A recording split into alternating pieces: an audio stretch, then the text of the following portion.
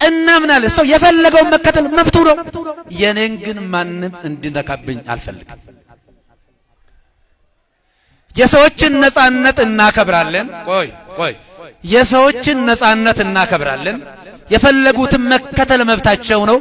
ማንም አናታችን ላይ ጎላ ጥዶ አጥንት አይቀቅልብንም፣ አንፈቅድም። እንጎድጓድ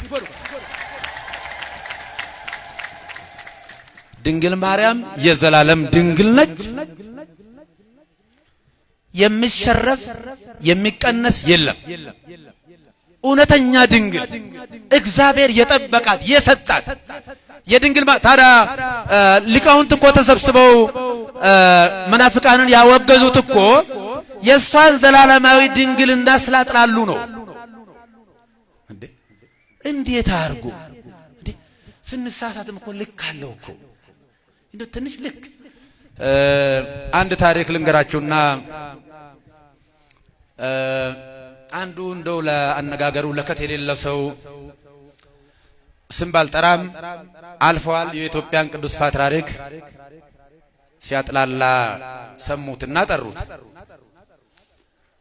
ልጅ ምን አጠፋው? ምን በደልኩ? በዚህ ልክ የዘመትክብኝ ይሉታል። አይ ቅዱስ አባታችን አድጦኝ ነው ሲላቸው፣ ታዲያ ቢያድጥስ ወደ ላይ ያድጣል እንደ ለመሆኑ አሉት ይባላል። እንዴ ቢያድጥስ ብንሳሳትስ? በማይሞከረው ኢየሱስ ክርስቶስ የእግዚአብሔር ልጅ ነው ብሎ ማመንና ድንግል ማርያም ወላዲተ አምላክ ነች ድንግል ነች ብሎ ማመን አንድ ነው። ዶግማችን በቃ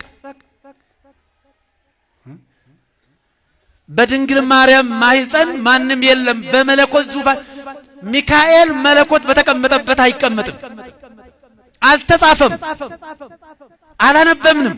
የትኛውም መልአካዊ ፍጡር የትኛውም ምድራዊና ሰብአዊ ፍጡር በመለኮት ዙፋን በአብና በወልድ በመንፈስ ቅዱስ ዙፋን ላይ የተቀመጠ አልሰማንም፣ ወደፊትም አንሰማም፣ ይቀመጣሉ ብለንም አንጠብቅም። ለምንድነው በዚህ ልክ የምንናገረው? በምረት ጌታን ከወለደች በኋላ ሌላ ልጆች ወልዳለች ማለት ንቀት ነው በእውነት በጣም